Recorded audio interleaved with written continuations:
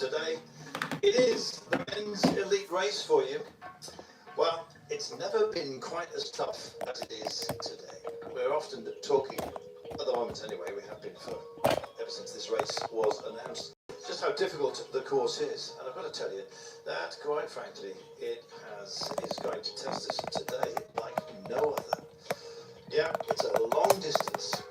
And more than that, we've got so much climbing. In fact, we have 5,000 metres more climbing than we had when we visited Kigali back in 2016. You're going to have a great world champion, as we have had throughout all our disciplines so far. And we just cannot wait, quite frankly, to get ourselves off and underway in what will be a very special day. The men's elite road race from Kigali in Rwanda. For the very first time in the history of the great event, we are on the African continent. We've had World Championships, started off on the track, of course, back in 1892. The first road race was in 1927, and it was Alfredo Binda at the Nürburgring in Germany that indeed came out and was triumphant. He took the title. Ultimately, of course, we have learnt all about the rainbow jersey, which is an extraordinarily special thing. You can carry it for the entire season until this time next year, essentially, where, of course, we'll be in Canada. Well, right now we're in Africa. The wind today, very little of it, I've got to tell you. Here's our list of those who have been champions. In Zurich, it was Stalio Gasha. Mathieu van der Poel in Glasgow. Remco Evenepoel, who's also here, and twice Julien Alaphilippe, both in Flanders and, of course, in Imola. Well, back last year, Tadej Pogačar was the man that went on the attack. It was a question of catch me if you can. And quite simply, nobody could. He was in, it seemed, a class of his own. There were plenty that tried to stay with him. Romain Bardet, unfortunately, was unpicked. Tadej Pogačar finishing alone, over half a minute clear of the field. After 273.9 kilometres, he was world champion. And he's borne the stripes extremely well. How will he go today? Will he defend it brilliantly? Let's see. This is our course starting off in Kigali, and indeed for the first section of it we will take on a series of laps, 9 in fact, before all of a sudden we decide to depart the now familiar circuit and head onto a very, very special loop indeed. The extension circuit, which takes on Mount Kigali itself. You know about the Côte de Kigali, the rib, if you will. Mount Kigali with of over 20% within it is going to hurt. Then we come home and we finish with 6 laps on our familiar circuit, but how many will be left by the time we come back to the great city? We just don't know. That's what's so magnificent about the Worlds.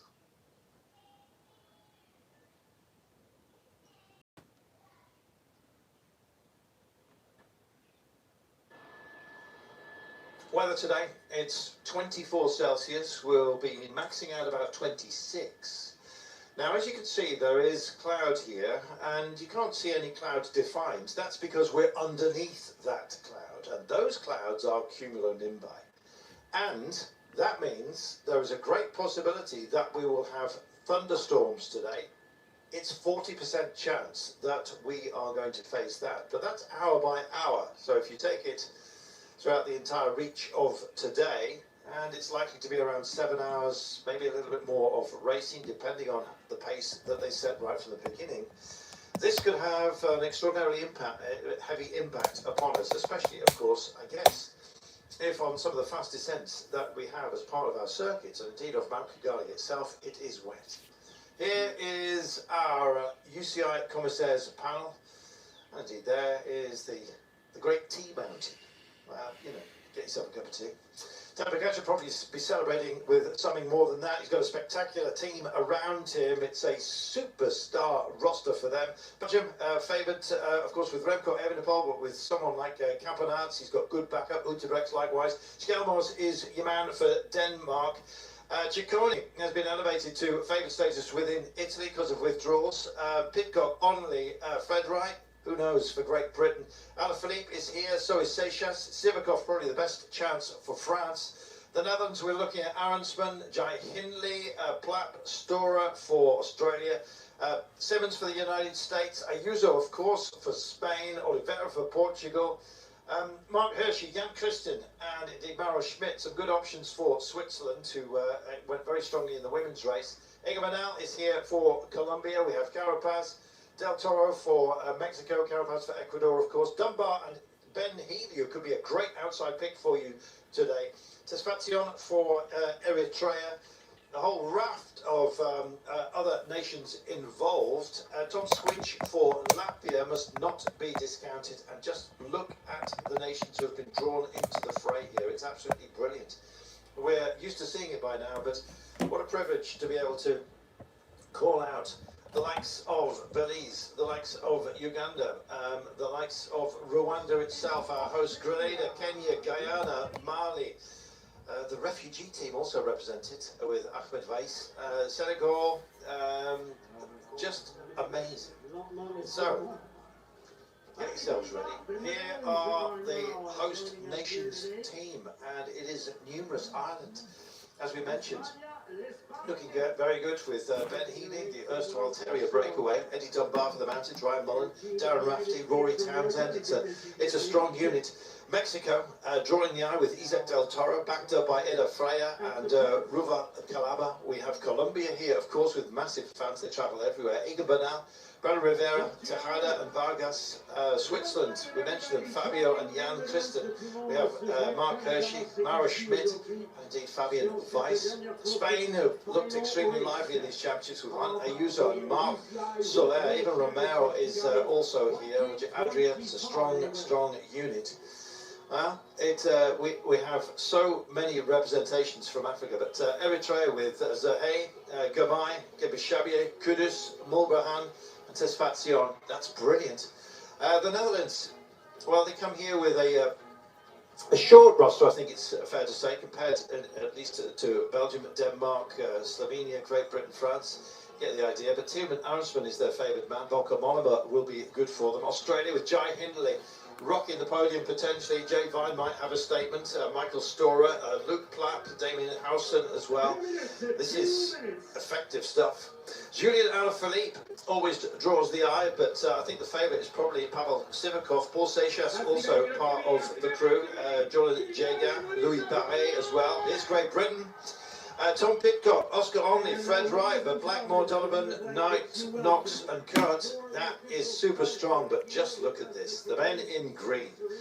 Well, I tell you what, it might well be Tree Frog Green, but these are far from the Muppets. This is a treasure chest of the most amazing crew that you could possibly have. Tadej Pogačar, of course. The only question is his form after the time trial. How is he? How will he cope?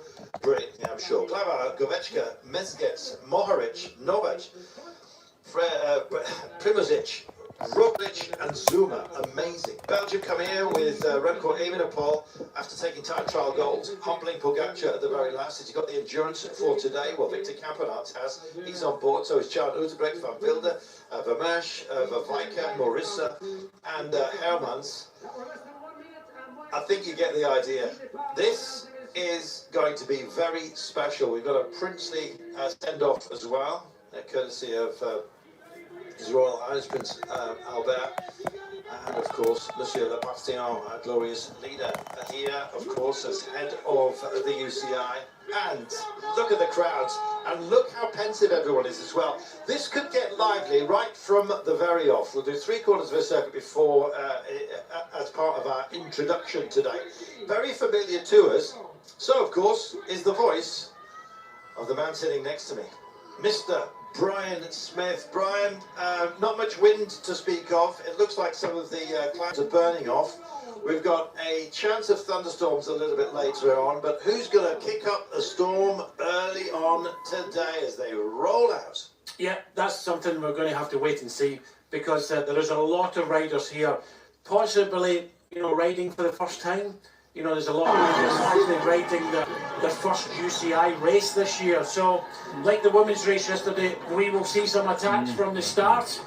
I expect that we will get more than one rider in the breakaway. But we'll have to wait and see what develops in the World Championship Road Race 2025.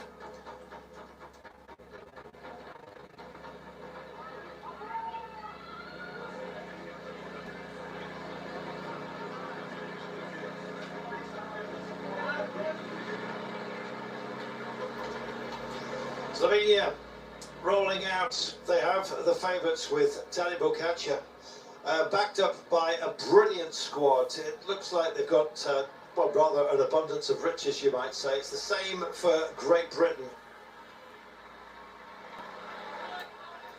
Tom Pidcock has got a very good chance of making this an extraordinarily special day for Great Britain. Question of endurance. Well, he got himself through a Grand Tour, of course, and finished third in La Vuelta. Described it as the best result of his burgeoning career. Denmark, you kind of look for here, and you have Matthias Schellmoser, a man who is an Ardennes specialist, and that may well indeed be something that will help him deeper into this day.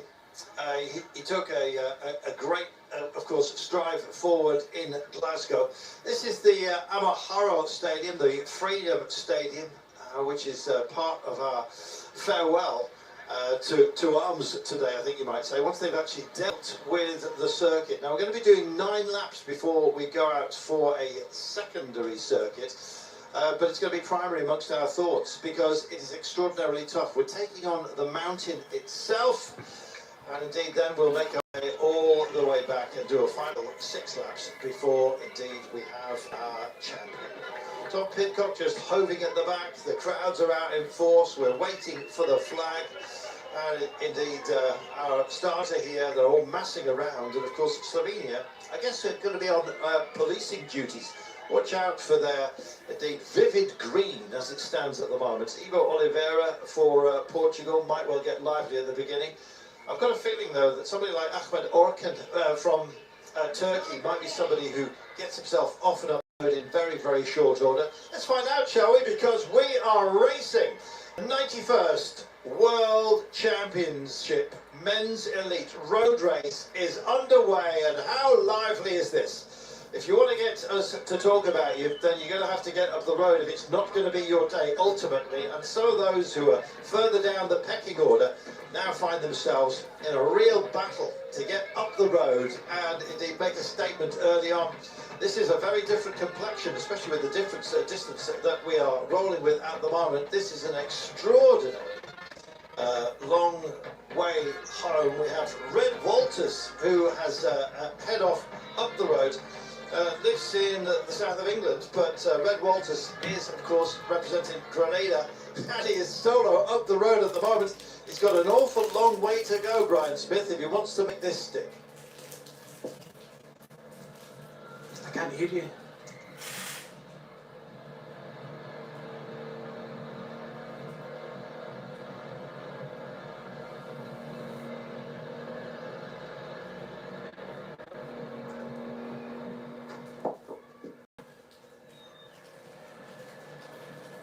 Well, Red Walters has decided to make a statement very, very early on here, Brian.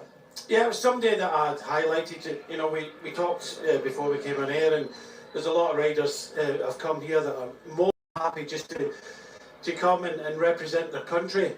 And at the end of the day, they want to make a statement. We saw it yesterday with the women's race. We had one sole attacker, and at the end of the day, you know, it didn't come to fruition. But for the moment anyway, we've got a very relaxed peloton. You can see that Eddie Dunbar down the back for Ireland.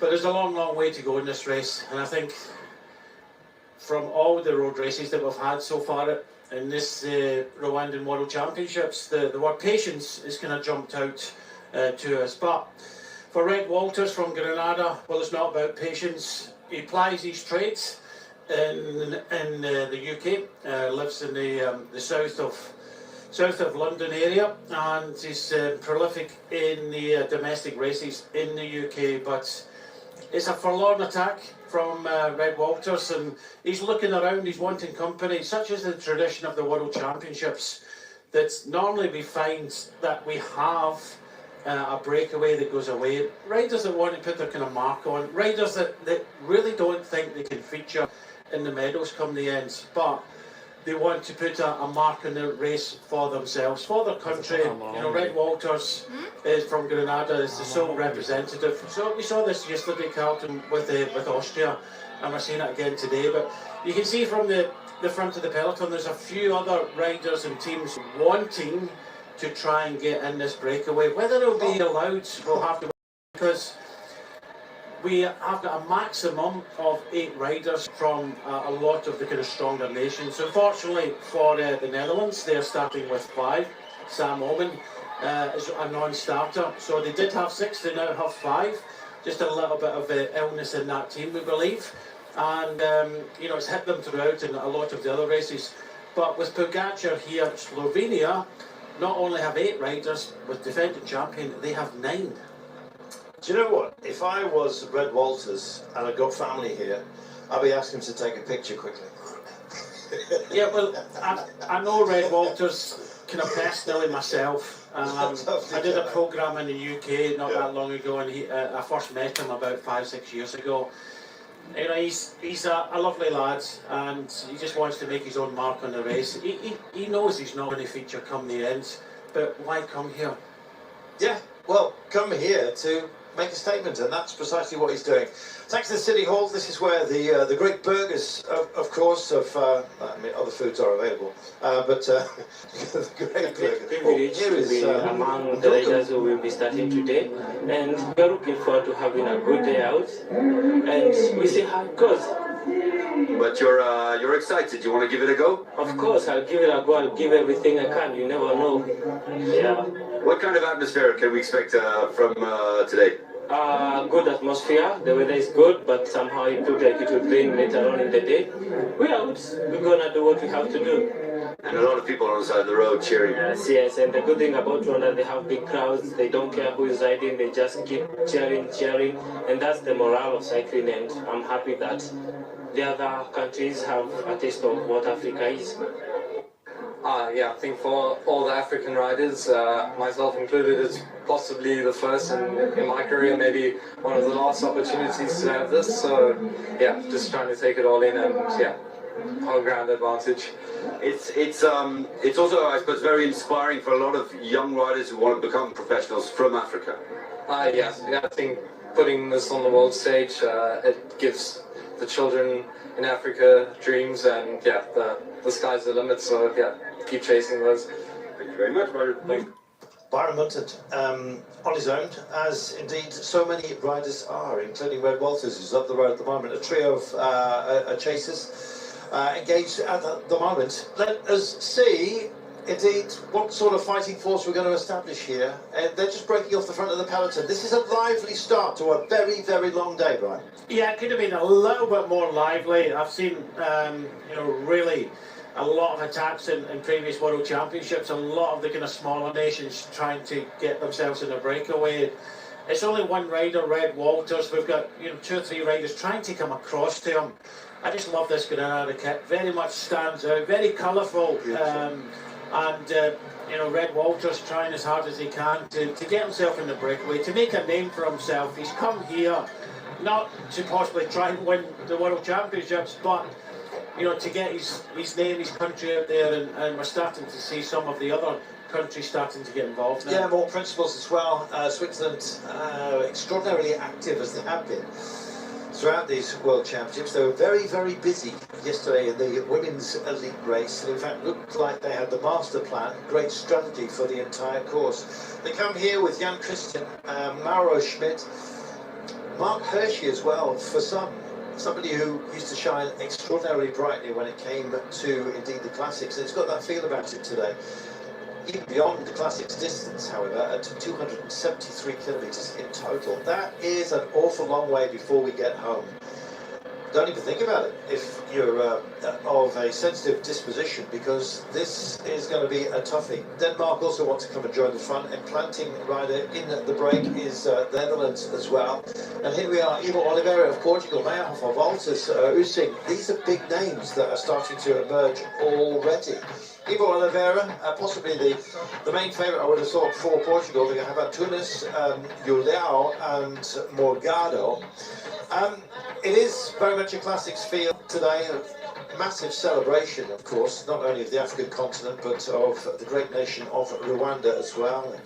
A country that has reinvented itself, I think it's fair to say, in a wonderful way since the trauma and troubles of 1994 and the genocide. There's Red Voltus. He's had his moment. We've seen Oliveira and Meyerhofer. These are capable of setting a very, very decent pace. So much so that others are worried about this. The Palestinian is only at a margin of 10 seconds, as you can see. It's being dragged along, elongated, if you will, on the first climb of the day. They better get used to this, Brian, because we have over 5,000 metres of altitude gain, 5,393 to be precise. Yeah, it's very interesting to see that some difficult start to this race. Normally we see a lot of the really small nations, but you know, we are talking about, you know, Switzerland, we were talking about Germany, Portugal, you know, you're talking about countries that have already won this race in the past. Well, Mark Donovan is being sent up the road here. Great Britain, of course, amongst that roster, the great Mark Cavendish, naturally enough, here as an ambassador. Good to see him on site and enjoying life. In fact, when it came to the men's junior race, we have, of course, got ourselves Great Britain a world champion already. Can Tom Pidcock do the job today? He's the sort of rider that could. He had questions about his own endurance. Actually spoke long and loud about this.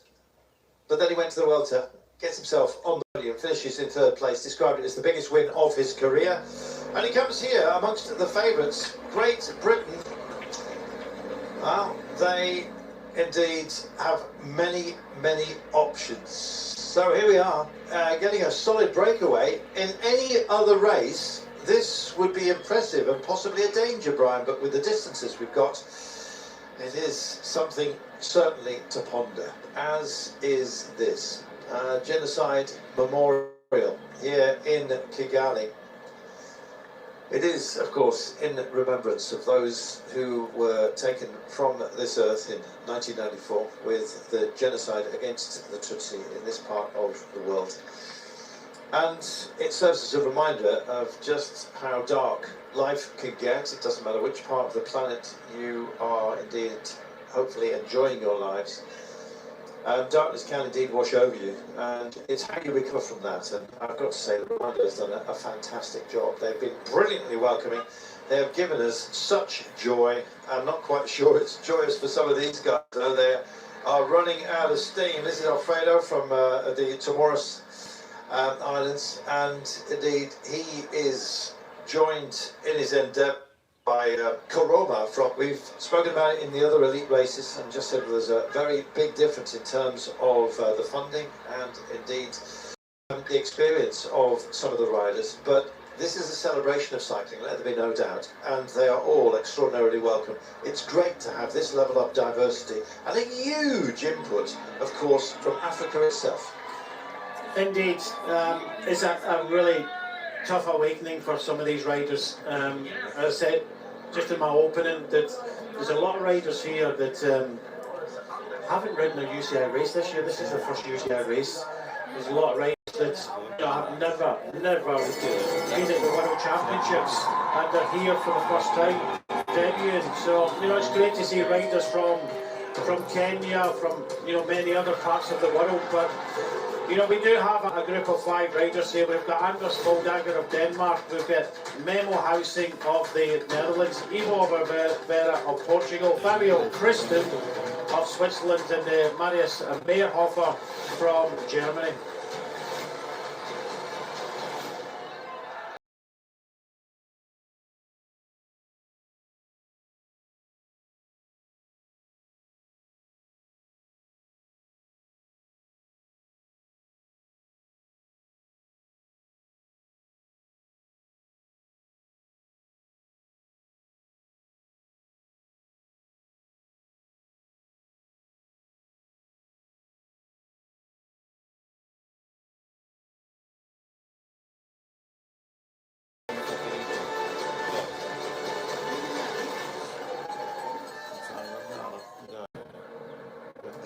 All bikes all disciplines. It's what the UCI is all about. And, of course, culminating each year with the World Championships, and the men's elite road race will draw proceedings to a close. Brian, it's been amazing so far. The racing has been spectacular, and I'm expecting today to be pretty much the same as far as the men is concerned. Well, I think that throughout the week, including the time trials, you know, we have seen the favourites prevail, let's say that, but I thought it was an exceptional women's race yesterday. A lot of mistakes made, but then a lot gained from putting yourself right in the front of the race, and this could be very similar today. And I know that a lot of the men's elite would have watched the women's race yesterday and saw what happened. A lot of the favourites kind of marked themselves out.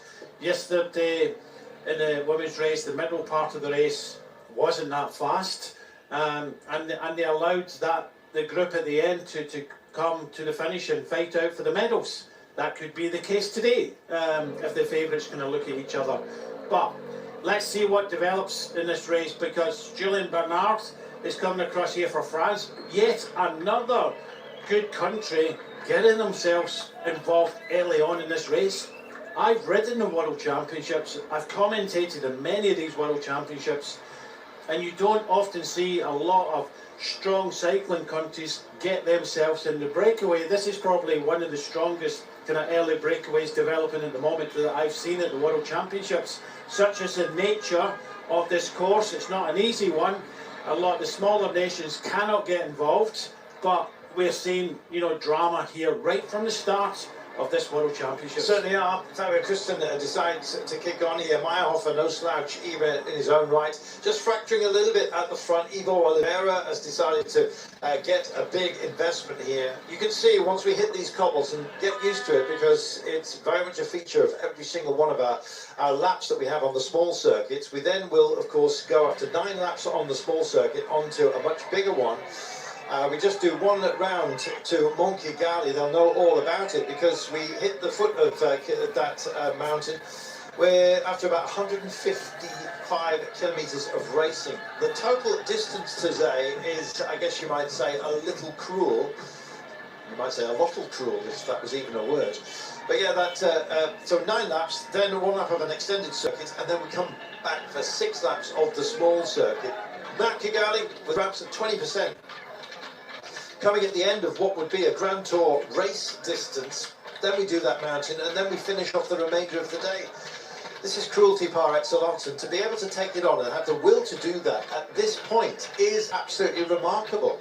Well, checking over his shoulder at the moment, Ivo Oliveira wants company, he wants others to work hard. He'd probably want the likes of Julien Bernard to come and join the fun, and the Frenchman is making a big effort here to get over. He's not going to be one of the favourites even within the French team, but then again we've seen those who are off the favoured list thrive. We saw it in the women's elite race yesterday.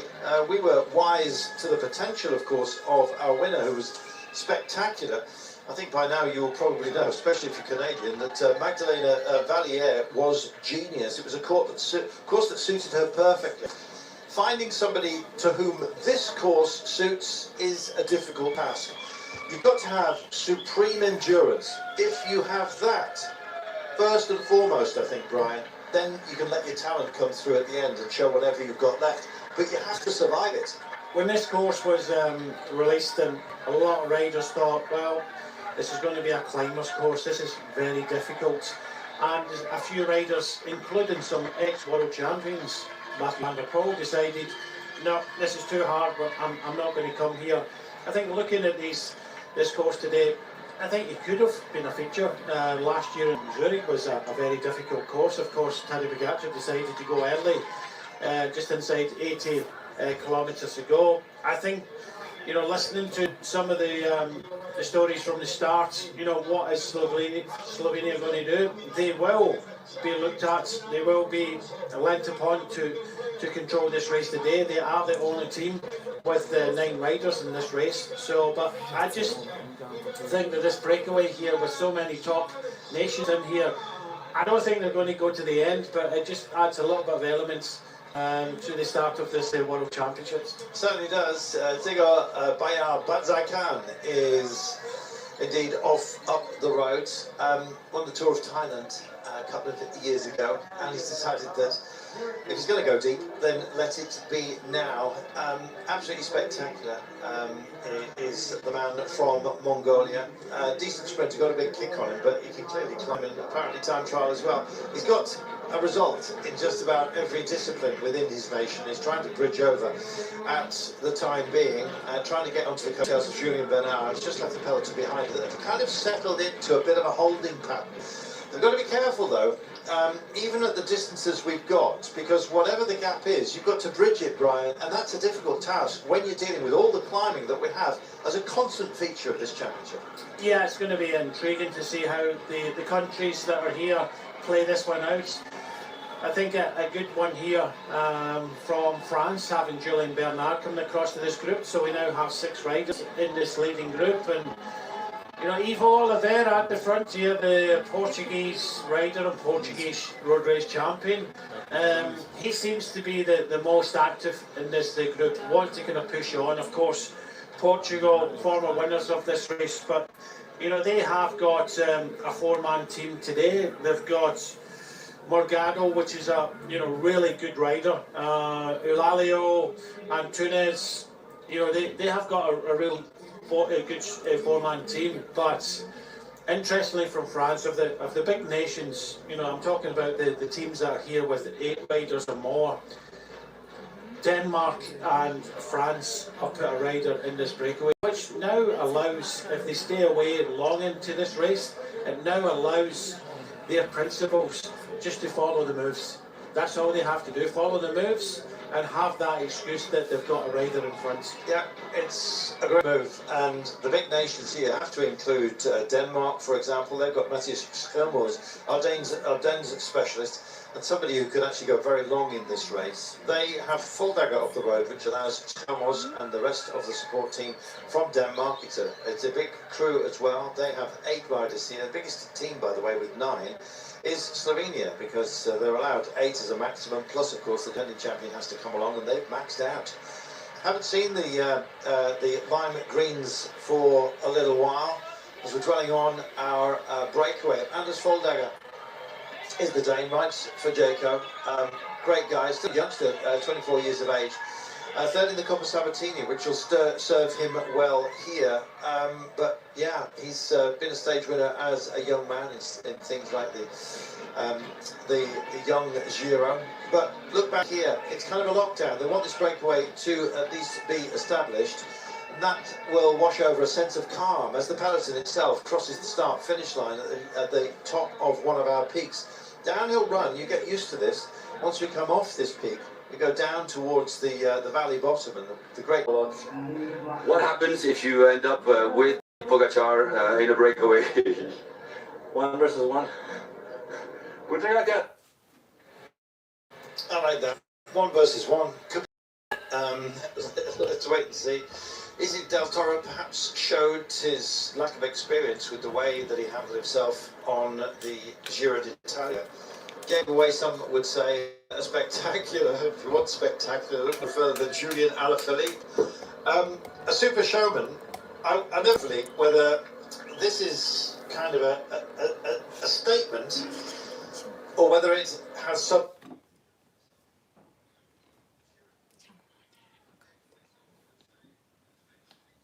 And I think sometimes Alaphilippe himself doesn't even know.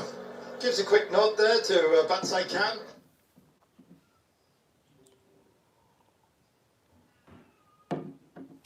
Sails by Estonia, just getting some adjustments going on here.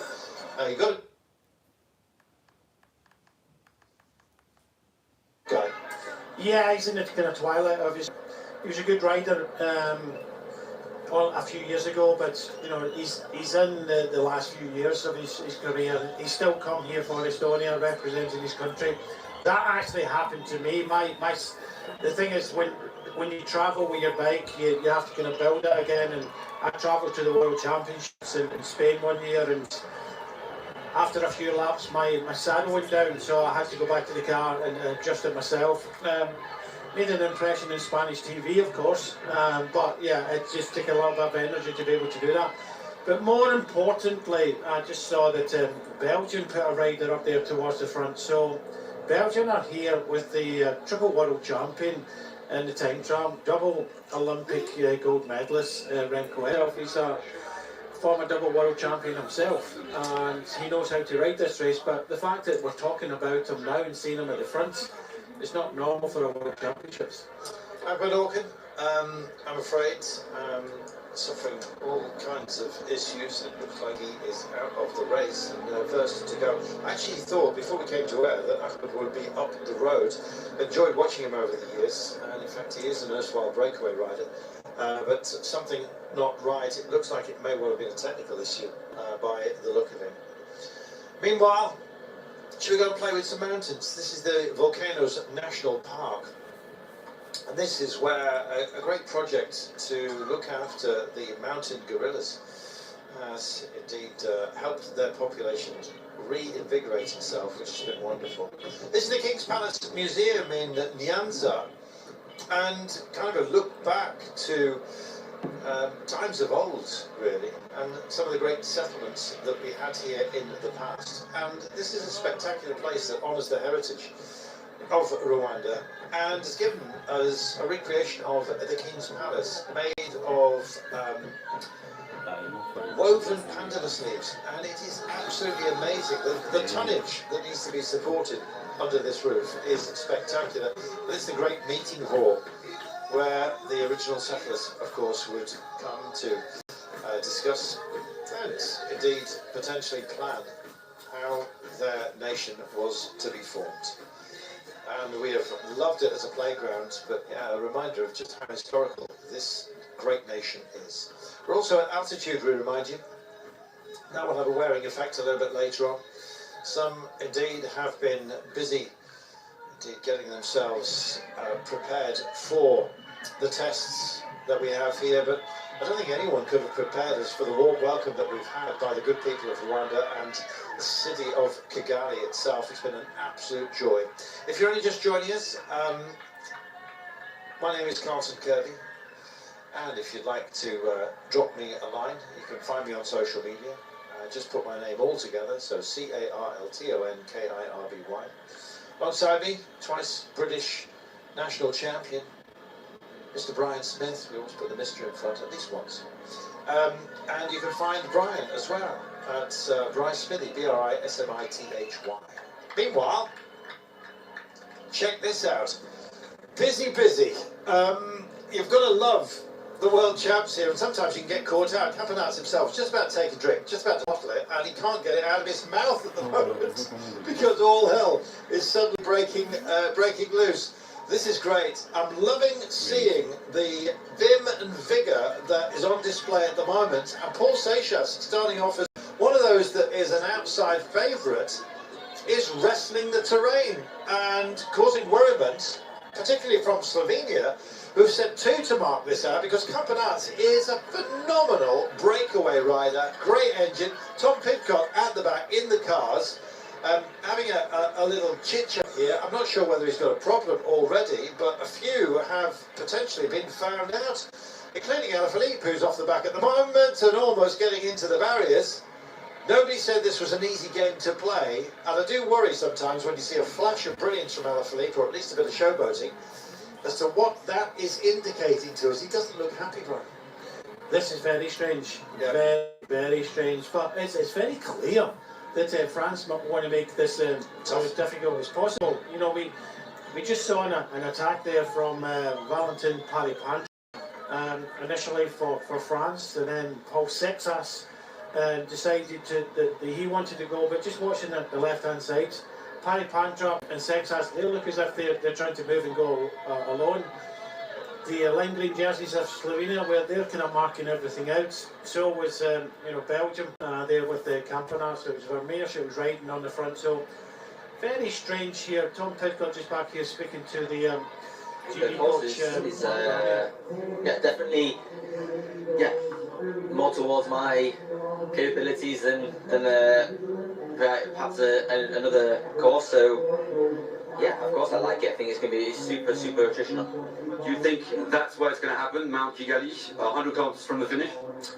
Difficult to say. I think you have to be ready for anything at any moment, and yeah, like we saw last year, also yeah, the previous World I did in Leuven. Before that, the race starts really early. So. Starts early, it might well end early for Julien Alaphilippe. He does not look well at all, I'm afraid, and maybe that was his way of just saying, I am here, I've been here, but now I'm not.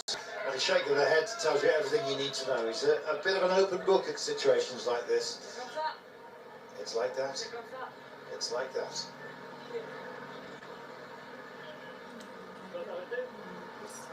Are you going to stop? Yes, he says. Yeah, there's just too much, 250 metres still to go. And he says it's not going to be his day, Brian. No, you can clearly see that. What I said before was that I didn't have a clue what he was doing. I don't think he knew either. Maybe it was a little bit, I don't feel too good, I'm just going to test the legs, just try and open up the legs. Sometimes you come here, you do all this travel, you come to altitude, you do the heat, the humidity and things like that, and you just feel absolutely dead. And you know, if you feel like that, Carlton, sometimes you think, well, I need to open up the body, open up the legs. And it's probably the same in, you know, many other sports. There we go. Some sports like, you know, motor sports as well. So you just have to open up the engine. So I think it was a case that earlier on we saw him have a little bit of an effort to just kind of test his legs out a little bit. That test was done, and it wasn't a good test.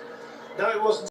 I also think there's a certain part of him that just wanted to say almost, hi, I'm here, but now I'm gone. Raul Garcia Piana, terrific rider. When he's in his element, a good track rider as well, on occasion. And right now, a man who was national time trial champion in Spain, indeed a couple of years ago now, but nonetheless, still functioning extraordinarily well. Just looking here at Ahmed Wais, who's from the refugee cycling team. He's been very much a feature of the World Championships for some time. The downhill section is an introduction to the cobbles. This will be the second time that you have seen them, 11%. But as we go up Kimi Burura, there's a fan zone at the top, and you'll hear them cheering them along, nice and proud. The rough surface, as we indeed have recognised, is a magnifier really of the difficulties that you have to face. So to me, this is the more difficult part, even though it has the slightly lesser percentages within the circuit. As it stands, you can see the forearms and the wrists are acting as shock absorbers and taking the hit here. Taking one for the team is Raul Garcia Piana, as it stands right now. Meanwhile, up front, it is still 6 being chased by 1. We often say that 8 is an ideal breakaway. I would say that on a day like this being so long, you'd probably expand that number to about a dozen. If you get a dozen up the road, there's quite a few that would like to be part of those proceedings, and we've seen the police force that is Slovenia having to mark out several moves, including notable ones from France. They've already got Julien Bernard up the road. Had they managed to get Seychelles and indeed others to the fore, that would have been something spectacular. Well, Seychelles is trying to come across to Garcia Perna, so it's not shut down. France have already got a rider up the road. I'm kind of surprised that they're not, because this is such an unpredictable World Championships. It's one of these situations where you come here, it's kind of hard to describe. You come here with a view to do it. We just saw Mauro Smith there at the back for Switzerland. He's a very, very strong rider, and to see the likes of Alaphilippe and Mauro Smith and, you know, various riders having problems so far, it's just the conditions. You come here for one reason, either to help the nation out, or do the job yourself, or like I said a moment ago, that some riders are here just to try and kind of get themselves a little bit of limelight, like Red Walters did earlier on today. But this is such a hard circuit, and when we're starting to see some of the strongest countries in cycling put riders in front, it's causing a major reaction. Just trying to see who it is that's coming over from Belgium. Someone like Florian Vermeersch would be no, I've seen Campenarts before. I'm not sure whether that's him within that game. Cool. Let's see if he makes it. He's been marked out by Slovenia. He is a massive danger in a situation like this, isn't he? You will not want Belgium. I think the two strongest, the two major competitors. I've actually got three in my head. The three, I think, are Ayuso, Evenepoel and Pogačar. And I really do think that wherever Belgium goes, Slovenia is going to mark them out. You will not allow it. This is you have a meeting beforehand and it will be said, do not let Slovenia go up the road, do not let Belgium go up the road, because they are the kind of two main favourites. And you can see it clearly as well that Garcia Pernia of Spain isn't going to be allowed to go either, because Spain have got a real contender in Juan Ayuso. Meanwhile, at the front, Menno Huising leads them over this crest. Julien Bernard, Anders Volldanger. We have Ivo Oliveira, who almost started the move. Fabio Christen and Marius Meyerhofer. Raul Garcia is trying to make the bridge at the moment. We've had several little hits and hopes. The likes of Paul Seychelles of France, Julien Philippe. Unfortunately, on his 200th race day, maybe he's all just got a bit too much, and likewise you could possibly say the same thing back here. Tom Pidcock does not look good. He's been back to the car, he's been taking on fluids, he's got an absolute pocket full of gels here. Maybe that's just him waiting for the campaign. Maybe he's introducing himself gradually into the remainder of the day. Here we go then, we've got a quality group here, including Campenarts, up over the top, and indeed Great Britain also involved. Yeah, but more importantly, the Mexican, Del Toro, is there as well. Fred Wright is there for the UK. The pressure really is on this race. That's massive. If Del Toro makes it over there, he's got the sort of youthful exuberance. Sometimes we question his strategy. If he makes it in, this is going to be absolutely massive. This early on, 238 kilometres to go, and with those kind of principles up the road, Campenarts as well as part of that vanguard. No wonder they're strung out, Brian. There's panic. In the past, the World Championships have got not a rule book, but a set of guidelines. Those guidelines have been ripped up and thrown away. This is not normal in the World Championship. We're starting to see some of the top riders feature so early on in this race. So many riders in difficulty at this moment in this race.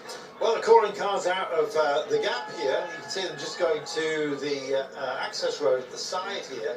That's our 6 up the road. Garcia you'll see next, I assume, and then this phalanx. And look at the chase that's being invoked just behind.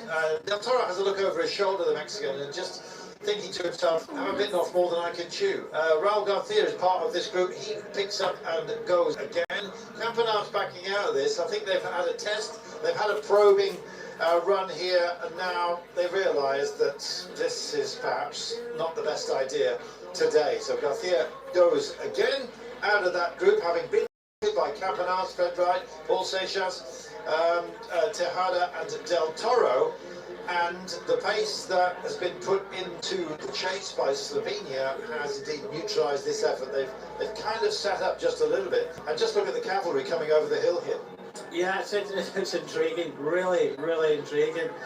You see Quinn Simmons for the USA on the left-hand side there. It's all happening. Glevar, it looks like, you know, he's the rider that's at the front for Slovenia. But more importantly, where is Tom Pidcock? He was one of the favourites coming into this race after a fantastic La Vuelta. But yeah, Alaphilippe, well, he's not going to be winning this race for a third time. He said to us that he is stopping this time round, which is a big surprise. It's a big surprise. It's come a long way to be part of proceedings. Alaphilippe, twice the world champion, well known. Just a genius at work on the bike as he has been in his career, and possibly getting to the autumn of that. But then again, that's been declared so many times, it just keeps coming by. Often described Julien Alaphilippe as a firework without a stick, rocket without a stick. Big display, but all over the place, and I love him for that. But I really think that was a little bit of flamboyance, knowing that this day would not be his. Probably already talked to his teammates and said, listen, I'm just going to go and say farewell. No job at the front, possibly he was testing himself, as Brian was suggesting. what is your... All this way, all this effort. I know, but you don't know how you've developed it. You've probably been here for what, 10 days, 2 weeks? You don't know how life has treated you within that time, and clearly it's not going to be his day, but somebody's going to thrive. Might we get a surprise today, Brian, with so many of the big name favourites here? I guess we said that in the women's elite race as well, and they got unpicked by a spectacular performance by Kelly. Yeah, well, we are going to have to wait and see. I think the main favourite still for me is Harry Pogacar. Yeah. He's come here, he wants to double up, he wants that World Championship jersey, he wants to, you know, own it again for next year. His team are already riding, but yeah, we could possibly see, I think if we're going to see an upset, we're going to see a counter-attack, and if that counter-attack goes in the middle of the race, gets across to these guys here, and Pogacar is and Andy Paul and these guys, Pitcock are all kind of marking each other out, we could see something similar to yesterday, but I don't think we will. Tom Pitcock's back on. As you can see, he's joined by Rwanda's Eric Mohoza, and as you can see, it's looking a little bit second-hand amongst those that are at the roads. Oliveira, lovely guy, the Portuguese, just part of now a six-man group, hoping that Raul Garcia can come and join them. The Peresident's still only at a minute margin. Meanwhile, we look back here, some of those that tested and probed now find themselves reabsorbed. There is the golden helmet of Remco Evenepoel.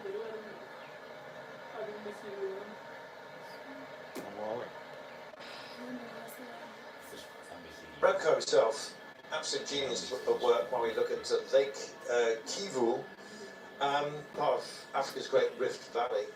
Covers 2,700 square kilometres of the surface here. In fact, when you're at lake level, at water level, not sea level, of course, we're high altitude here. This freshwater lake, it almost feels like the sea. It's absolutely beautiful. Has its own colour as well, sort of an emerald green. Possibly reflective of the land around it, which is absolutely beautiful. Just throwing our mind back to the time trial, Brian, the manner with which Remco Evenepoel took his hat-trick of time trial titles here, winding in Tadej Pogacar from a 2.5 minute margin. Is that Tadej Pogacar not wanting to absolutely empty the tanks on the time trial, or is that Tadej Pogacar not on the best of form? I don't know, to be honest with you. You know, I believe that Alaphilippe was sick after Canada. He was even contemplating not coming here. Apparently he said that he wasn't feeling that great yesterday. And that's what I was saying, that you don't come all this way, you don't make all this effort. You don't want to let your country down, you don't want to let yourself down. You don't come here as a former double world champion just to do one lap round here. So he's come here, he's been under the weather, he's been hoping that he'd feel a little bit better. Yesterday he didn't feel too good, he said in an interview. And then today he's tested himself out and he still doesn't feel good, so he's stopping. It's completely like that. So he has come here. At the end of the day, for me, it's always nice to be here in Africa, especially in this kind of big event on the cycling. Yeah, it's his first time in Africa, so for me, special, also for the continent. So yeah, it's a pretty special day. And very inspiring for a lot of kids from Africa, from Rwanda, from Eritrea, from the continent. Yeah, I think it's nice honor for me, to be honest, because yeah, when I arrived here, I saw a lot of kids. They already shout my name and they are coming to say hello for me. So it's pretty nice for me, to be honest. And yeah, it's nice. I hope to continue like this and to inspire more African talent kids and to see more professional guys in the peloton. But today the course is maybe a little bit difficult. Yeah, indeed. I think not just a little bit. It's too hard. But yeah, at the end of the day, like we said, it's good to be here, especially in Rwanda. It's one of the nicest countries for cycling culture. So for me, it's already a while since I've been here. So I'm just happy, enjoy my my ride here, and let's see today. He has wisdom beyond his years, does William Gomez. He's still only 25 years of age, can you believe that? Last year, of course, not the last Tour de France, but the one in 2024, he famously took the green jersey, which was just a blessing, I think, for all of cycling. He comes here not expecting to win, but very much to be part of a superstar roster from, indeed, Eritrea. Tisfatsion is probably their best hope. Mulbahan, Nahawi Kudus, Gamay himself, Gabi Shabir, Zohei, Eritrea, they punch well above their weight in the world of cycling, don't they? Yeah, they certainly do, and I think Girmay had to be coaxed to come here. He didn't want to come here because he wasn't, it didn't really suit him, this course here in Rwanda, but I think, you know, the World Championships in Rwanda needed him here, and it's good that he actually came. You know, he said in his interview there that this is too hard, and you know that says a lot coming from, you know, a great champion like Biniam Girmay. As you said, green jersey win on the Tour de France 3 stages last year, hasn't had the best of season, but good to see him here. And like you say, there, Eritrean flags are any race you go in the world, you're going to see at least one. Love this running course, actually. It's a cross-country training course, so it rises and falls. It's just on the, I mean, why not have four lanes of running track? Great distance athletes, of course. Africa have provided us with Ethiopia and Kenya, of course, foremost in our thoughts in that regard. The West African nations of Morocco and Algeria also producing great distance runners. Some indeed have been brilliant marathons as well. But so have a running track that has rises and falls, and 4 lanes as well. Why not? I think it's just such a great idea. Playing with the idea of getting off up the road is Ireland. They have Eddie Dunbar, they've got Ryan Mullen, Darren Rafferty, Rory Townsend. These are very familiar names to us, but Ben Healy, we often refer to him as the Terrier. He is somebody that turns himself inside out on a breakaway and occasionally delivers. Could he be a big outside pick for us today? Yeah, I would agree with that. Going on performances recently, coming into this race, I was covering the Tour of Luxembourg, and you know, I think he showed there that he's got the capabilities. You know, that was his first race after riding well in the Tour de France this year, the yellow jersey and winning the stage. So for me, he has to go from distance. We saw that in the Paris Olympics last year. He went from distance and you know, had them chase hard behind. Okay, it didn't work out for him from the end, but definitely for Ireland. They've done it in the past. You know, possibly with Ben Healy, I think that as a principle they could feature definitely in this race today. Did he bring his own Irish breakfast tea? I imagine he probably did, and some of it may well have come from Rwanda. There's multitudinous tea farms here. They were established back in 1952. I believe it was Germans who indeed brought the tea plants to what was deemed to be, because of the volcanic soil, a near perfect growing environment. I mean, don't get offended by that at all. The Brits did exactly the same by taking Chinese tea plants and moving them to India. So why not take Indian tea plants and move them to Africa? It's the spreading of tea, and we love a cup of tea. And a biscuit, please, that would be nice. Meanwhile, they have coffee here as well. Neither of those drinks appeal to Brian Smith. Makes water, especially on days like today. No, I'd like a black tea and honey. That's my go-to drink here. 100%. Every day. Look at you. I'm finding out more about you every single day. Wow. So but anyway, just on the tour of I don't know where that high pitch came from. Watch that.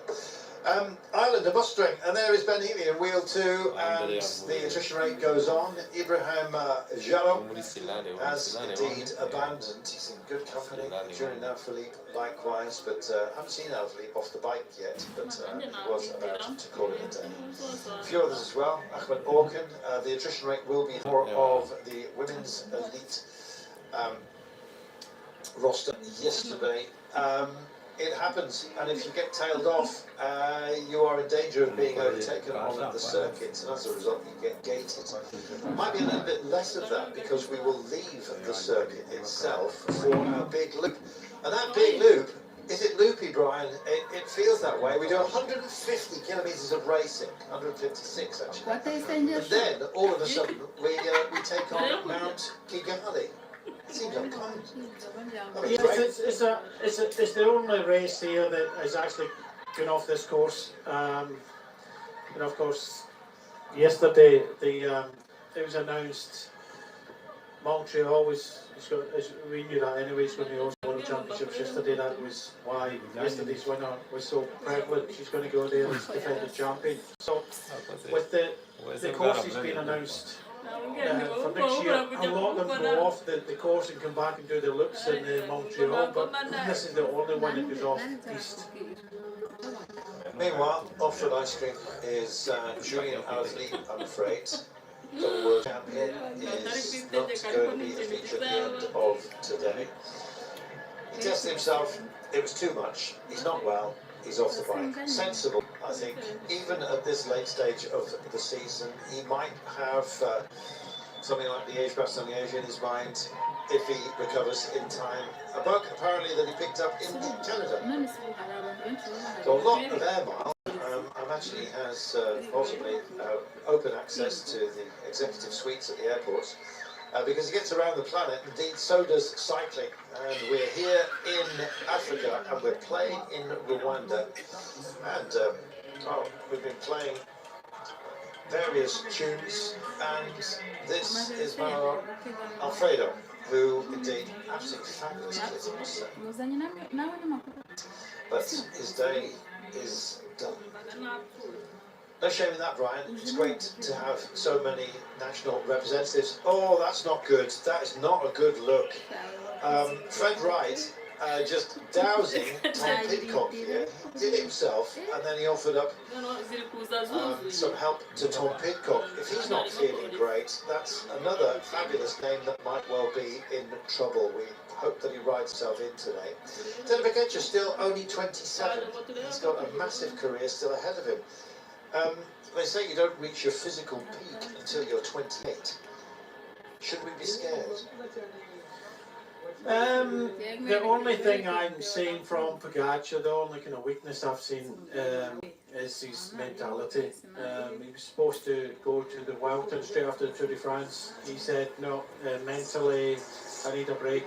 A little kind of too much for me. And, you know, we've seen kind of up and down performances. Not a great performance in the time trial, of course, but then again, he was only second off the podium. It was just an incredible performance by Evenepoel. So I don't think, you know, he's won, what, 16 races this year, Pogacar. So he doesn't race too much or all the time. So it's, I think he's definitely super motivated for this one. Whether he came, I'm just looking at Rwanda. Oh, that was a good take actually. It was really good. Should be an outfielder in the baseball arena. That was amazing. Yeah, no, that was a really good take there. But that practice has come in there. It was like a low catch there because he couldn't get in front of, I think it was James Knox for Great Britain there just to take that. But come back to Pogacar, it's for me kind of mental burnout. 2 words that is I think come upon Pogacar this year. So, and it's hard to believe that someone that's so good like that, you know, suffers sometimes from that kind of mental burnout. He doesn't race too much, as we've already mentioned, but it's every race he rides, he's under so much pressure. But you saw him when in the sign-on, he jumped onto the podium and he told him, what you doing, you have to sign on, and he had a kind of fun and joke about it, so he had to go back and sign his name as the protocol. But he seemed in high spirits, and I think the big thing that motivates him here, and it's something that big champions love, they love riding for the country. They absolutely love it. Having it doesn't matter if you're world championship bands on or anything like that, you're national champion, riding for your country is something special. And I think Pogačar is so proud to be Slovenian. It's a small cycling country that punches way above its weight, and I think, you know, he wants to do the country proud. I have to say, at the same time, we do have 11 riders from UAE Team Emirates team, right?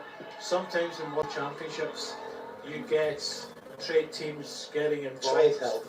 Yes, you do get, and I'm not beating about the bush here. It's sometimes we get that.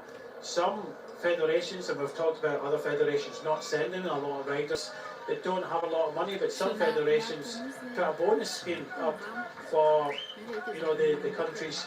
Everybody gets the same if they win the world title. So there is a bit of that, but it was interesting to hear from Del Toro what happens if you find yourself in front with Pogačar, and he says, man against man. Love Which is that. great. It is Eric Zabayo is trying to get over from a 6-man team from Rwanda. And they're loving seeing this on the big screen. Kigali. Shasho na downloading zakana ariko reka nze nkakwereka anita pendo mana sinzi nanjye ntabwo nshaka ruka It is a cycling festival. Absolutely loving it. Trusting niba nari to kuririmba Zabayo, just trying to get off and away from the peloton. It's a 2 minutes 46 margin to our breakaway. Just a brief one on Sao Tome and Principe. It's a West African nation, 2 islands off the Gulf of Guinea. Absolutely beautiful, natural beauty, rich in culture. And indeed, they've sent 2 riders for us. Unfortunately, Alfredo is one of those who was out. Del Rosario, I think, is still riding.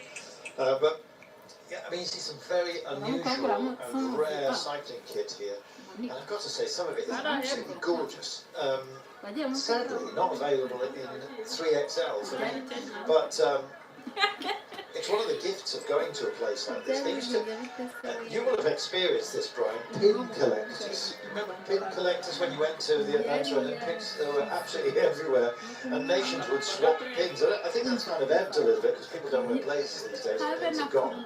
But coming to the World Tour, you get access to some fantastic and really unusual kit.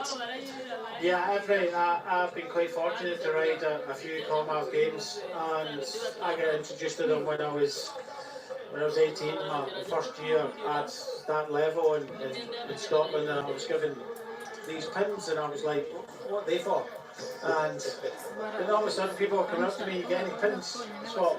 And I was like swapping pins, like, you know, I was a veteran at doing it, and yeah, I've still got a lot of these at home somewhere, and then you go to the Olympics and exactly the same thing, and I love that kind of collector's item. I've not been to the Olympics or the Commonwealth Games in recent years, so I don't know if that's still the case. Yeah, pins kind of almost a thing of the past, really, but some collectors ended up with thousands of the things. But yeah, coming here and getting the badges from some of the smaller nations here, it's a badge of honour that says you've actually made the trip. Will Tom Pidcock make the trip? He's still hanging at the back, Brian. I think he's okay. Let's see how this race develops, but a lot of the riders, this is what they do, just ride in the wheels, save as much as they can. But I tell you what, for Manzi Bayu, he is really royally entertaining this crowd. You know, if they're not singing and dancing and having a party atmosphere before, they certainly are now. This is what they see a Rwandan side on his own off the front of the peloton. Yep, take a picture quick with lots of star riders behind him. That's the way. But yeah, Mani Zabayo is going for it. 26 km an hour is a decent old pace when you're on these cobbles. Just coming up to the crest, and we'll come up and over the top, and then start heading back down. Brian, in 23 kilometres time, there'll only be 200 kilometres left. Yeah, look at these riders. They know what to expect. They've done this before. Sometimes in stage races they have big long stages, especially Giro d'Italia in the past, but just looking at Garcia Perna from Spain, that's been a big effort, especially early on in this race. Look at the riders at the front, they're having a chat with each other. Garcia Perna, head down, trying to come across. Still go for it. Bless him.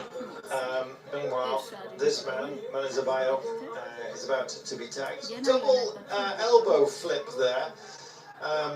Can't quite see who the Slovenian is who's on the front. He's trying to ask for some help. Not going to get any. Belgium absolutely locked onto the wheel. Listen to this man being called to the top into this fan zone. I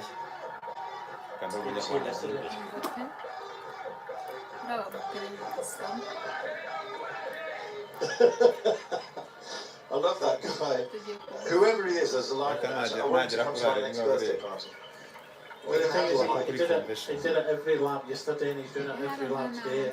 I know as a commentator sometimes when you do 4.5 hours commentary yesterday, it makes a little bit of effect in your larynx, but he has an amazing larynx. Undiminished.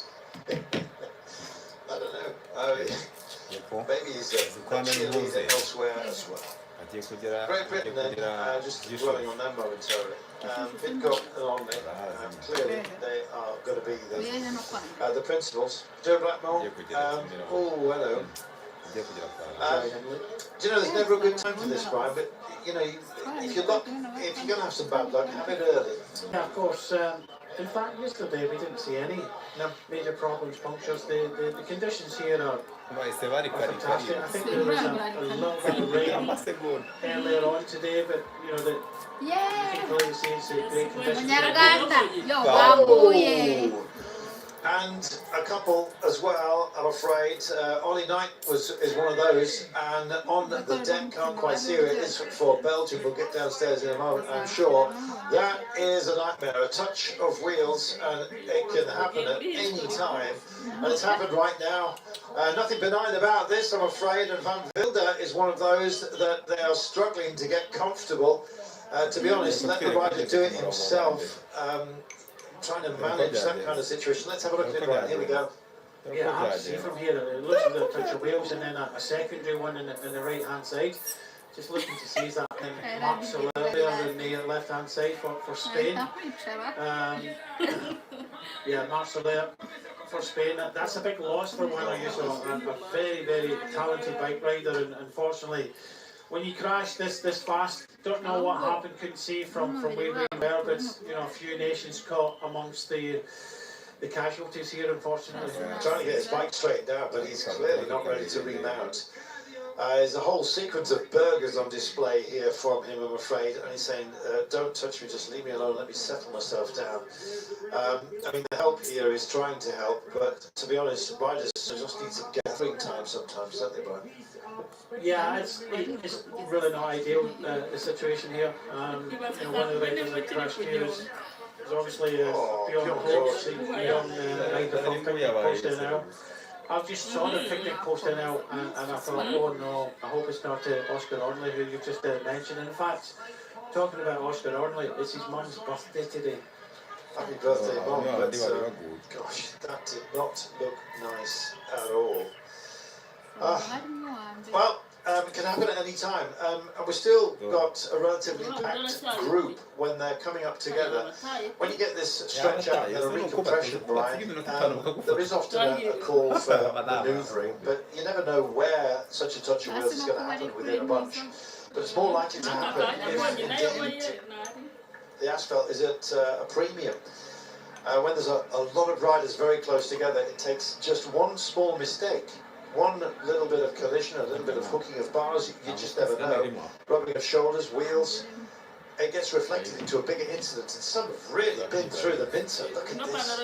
Yeah, it's going to have to see whether the touch of bars are coming together, wheels are coming together, handlebar. Very difficult to see from the pictures.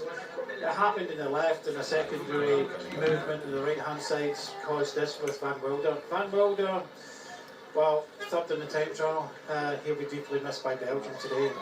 There's another rider just in front from Italy as well. So a couple of the strong nations have already lost some really important riders. Yeah, Van Wilder looks hobbled. Soler looks very second hand. Alaphilippe is out.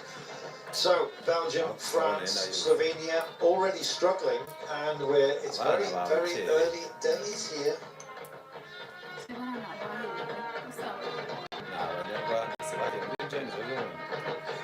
You know what, as a young man, I played the trumpet, and I always used to think, I wish I was a drummer. Because as a trumpet, you put a little bit more energy in because you're having to blow all the time. And I used to look at the drummers and think, what am I doing playing the trumpet? I should have learned to play the drums. Well, there we are. It is done, I'm afraid, for Bjorn Kurt. Absolutely roughed up out there. Not good, bud. No, there's not a lot you can do when you come out heavily. I think Van Wilder will be the next in the pits. The World Championships is not a race. When you come down this heavily, what else can you do? You can suffer through. Van Wilder is here to help Evenepoel. He's kind of one of the right-hand men for Belgium. He'll be a big loss. He's continuing on in this race, but I think it's forlorn. I don't think, even if he gets back, he'll be much help for Evenepoel today. Let's see. When you're on a small circuit such as this, Brian, as well, you're never that far away from help, or indeed an escape option, I guess you might say. But equally, if you're not at your best, and another shake of the head here, I'm afraid, and Mark's are there, that is another big name that is clearly not going to be taking much further part in this. It's a real shame because he's such a live wire and a great entertainer, Sully. I said at the time when he was there, you know, for Ayuso, in my mind, is a major contender, and to lose someone like this, a teammate for the moment for Spain, trade teammate as well, although Ayuso's gone on to Lido Trek. It's Marc Soler could have been a big help to Juan Ayuso. Not anymore. Back to the pits. Shake of the head says everything. So we've lost Alaphilippe, we've lost Marc Soler, we've lost Bjorn Kurt, we've lost quite a few out there, and there'll be more, I'm afraid, to go. Nobody said this was easy.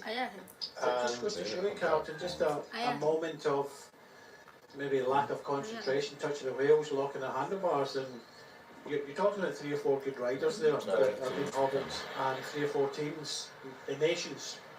It could happen to the best riders in this peloton. Agreed, entirely. And unfortunately, the attrition rate is including some very, very good riders that would have been part of the battle plans for a lot of our principal teams here.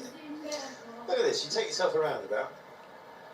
This is the Kimi Harura roundabout park. How lovely is that? I mean, we love the Arc de Triomphe, but what a spectacular rendition of a thing to do with a roundabout. There's a few in Glasgow as well, but we'll talk about the empty bottles of Irn-Bru in the background. It's not even half empty. I've got to tell you that sometimes it's not Irn-Bru that's anything. But anyway, let's move on. 2 minutes and 16 is our, 2 minutes 16, 216, 2 minutes and 34 I should say is the gap. To a decent breakaway, but it's almost a holding pattern at the moment.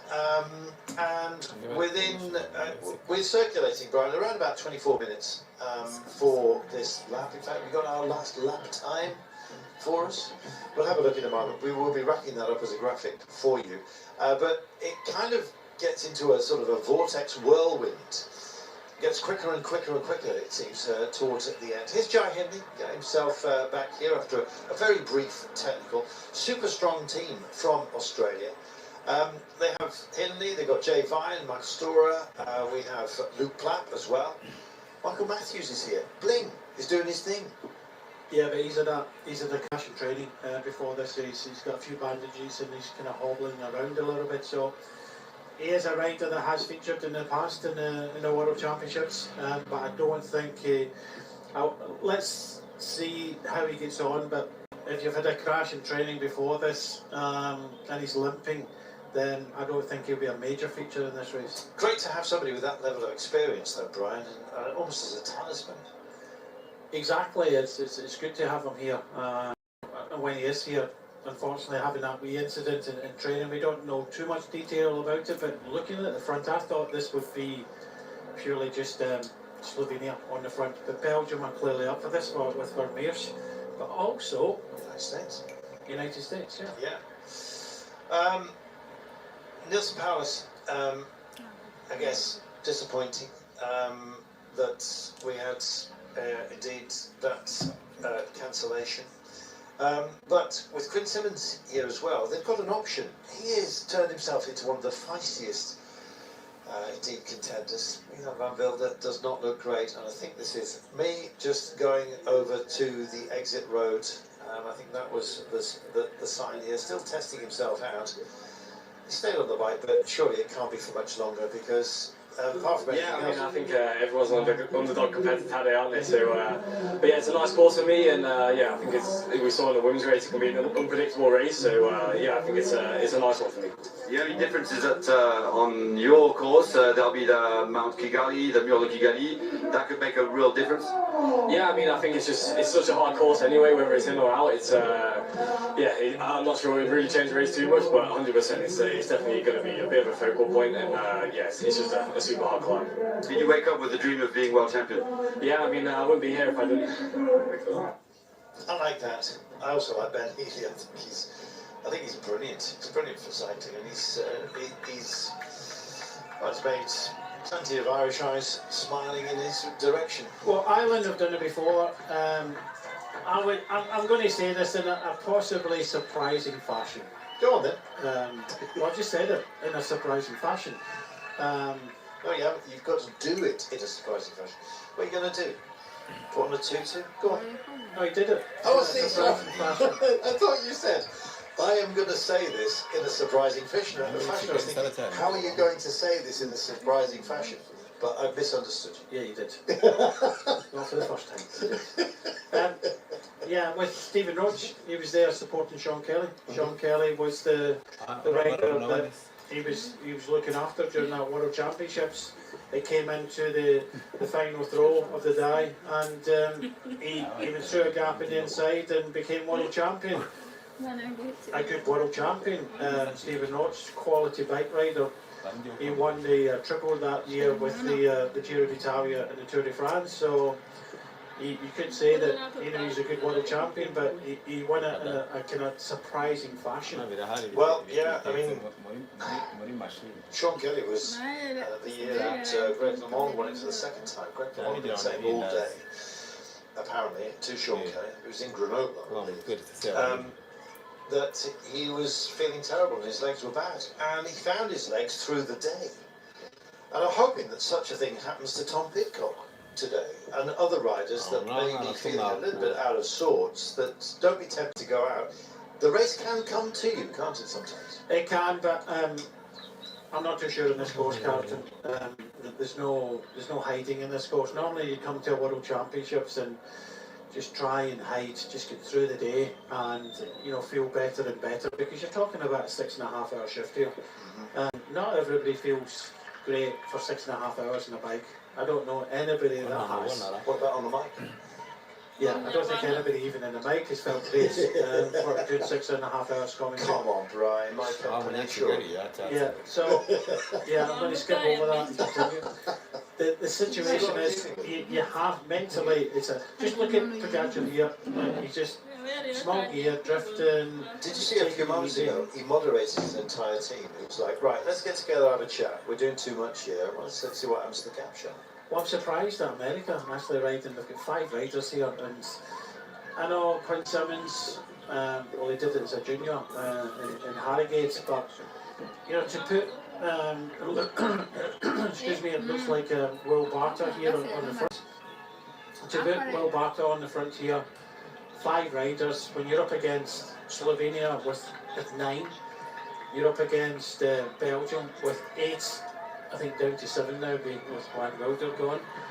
But it's quite a bold statement to come and ride at the front when I don't think they really have to do this. I think the word there from Pogacar and Slovenia was like, well, if they want to ride this, let them ride this. Here's the Kigali golf course. Have you been around yet, Brian? No, I wish. I quite fancy. I'm not. Everybody thinks you're Scottish, do you play golf? The first question I get is, what's your handicap? You Scottish? You Yes. say can't curve it. Yes, of course I do, all the time.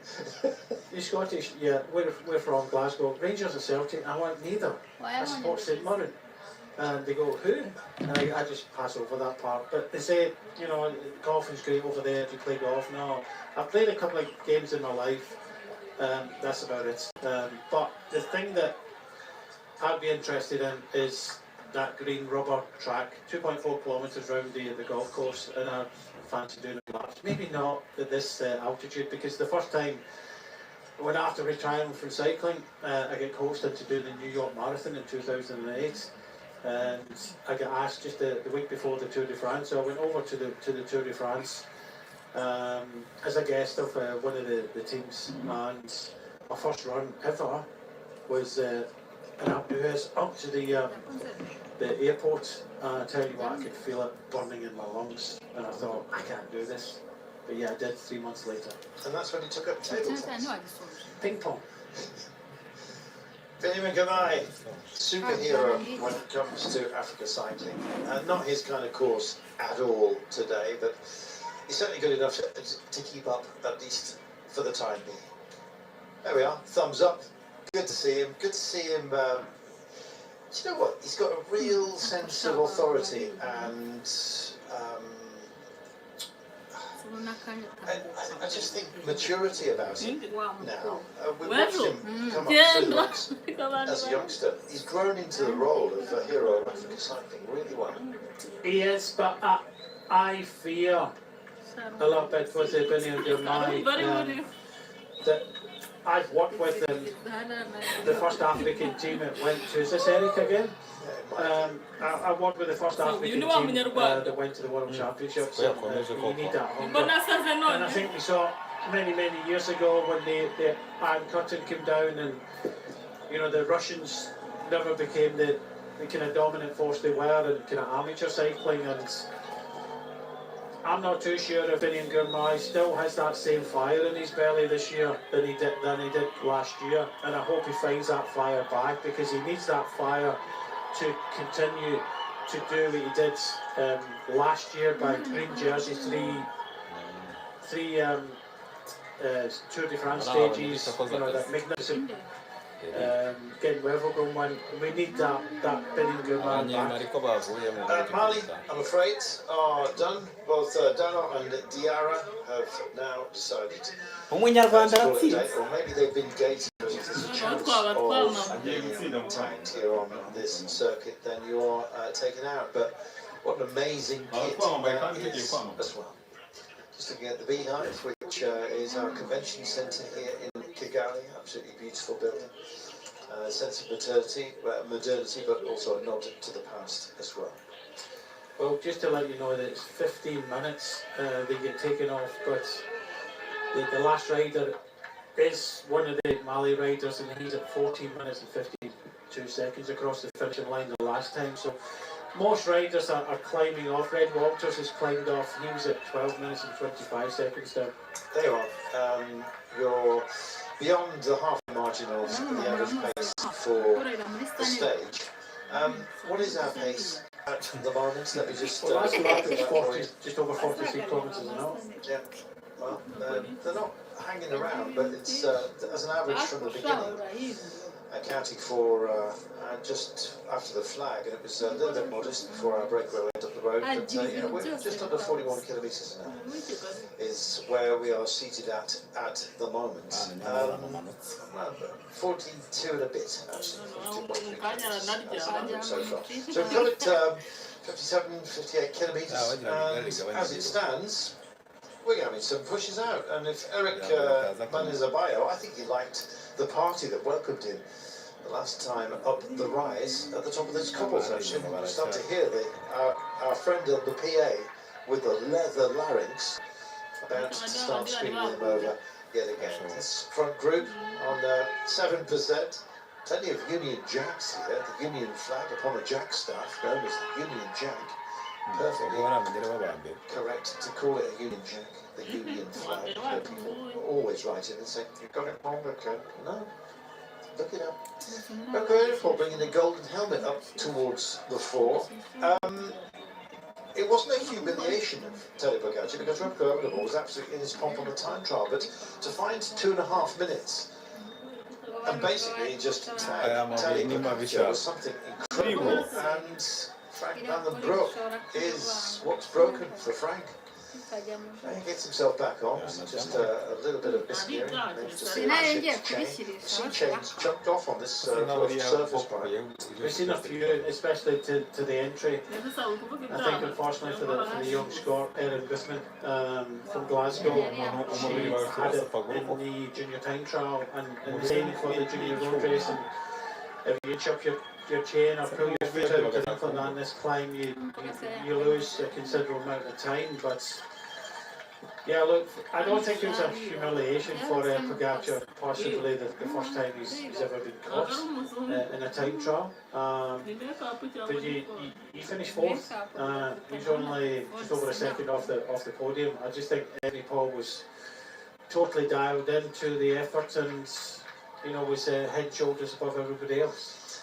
Well, there's no shame in finishing in the top 5, but the expectations were that Turabibutsako would indeed medal and possibly indeed take the wrestle to Remco Evenepoel. Different, of course, perceptions when it comes to this kind of distance. And as you said, Turabibutsako, if his head's in the right place, then he's absolutely bang on. There is a sense that after a few sort of withdrawals, especially a late one for La Vuelta, which caused all kinds of problems for his UE Team Emirates team. But here he's well supported by former rivals, the likes of Primož Roglic within his team, Luka Mesquets. It's a very, very strong unit that Slovenia have brought to the party. They can manufacture a Marshall, if you like, with 9 riders. That's a big team. It's the biggest team we've got here, 8 plus the champion, which of course is Turabibutsako. I think he likes the rainbow stripes. He used to be described as a burden, Brian, but he's carried them extraordinarily well. Yeah, he loves them. He loves his Slovenian national jersey as well.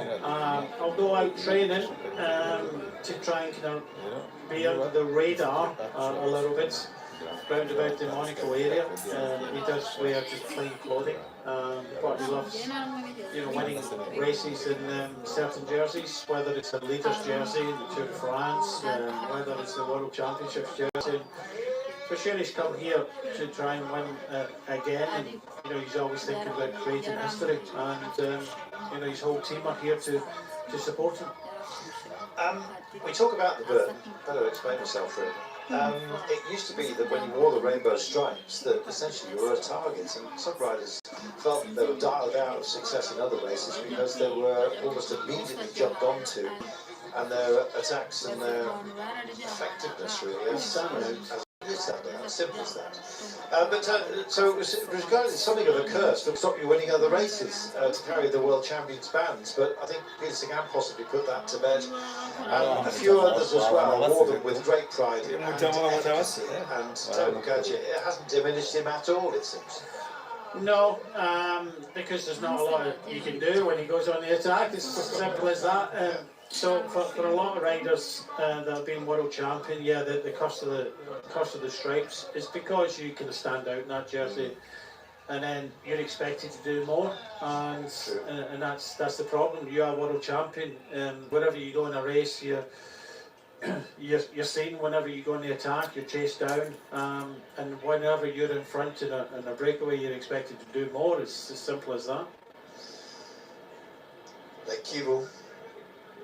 Always love the optimism of a long boat. It's actually for moving goods around the place. But when you see a long boat going out fishing, you think, well, they're going to fill that with fish. And you go out in a massive boat and you come back with a tiddler. So yeah, good boat for you. That's the teasing you get. Meanwhile, teasing us into expectations, I think, Slovenia. They've not been that far off the front. Van Wilder has indeed called it a day. It was so clear that was going to happen. Some injuries due to lurches of wheels. And for those of you that are perhaps joining us a little bit late, a lot of the major teams have actually suffered some significant blows to indeed their roster. Spain have lost Marc Soler. Van Wilde, you have just seen for Belgium. Great time trials would have been part of the entry to try and help Remco Evenepoel to rainbow stripes here. So he's lost. So Evenepoel's lost Van Wilde. Pure Court is no longer at the disposal of Tom Pidcock, who was a little bit second-hand himself. As we look at Evenepoel as he crosses the line here with his golden helmet. So Kjort, I'm afraid, is also out for Great Britain. Really going through the tumble dryer, it seems. Or indeed the rock roller. I'm afraid it was a lucky end to him. He went for a roll after a touch of football.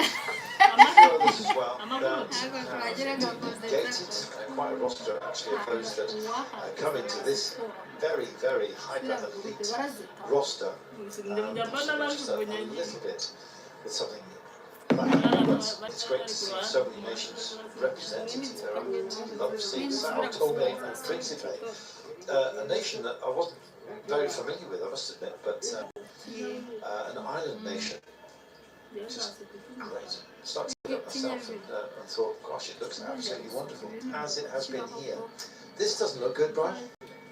No, I'm not at all. French dropping not like flies, but already Alaphilippe down, and yeah, not good for Barry here. Barry would have been one of the hopes. I think very much an outside hope was Alaphilippe, but oh well.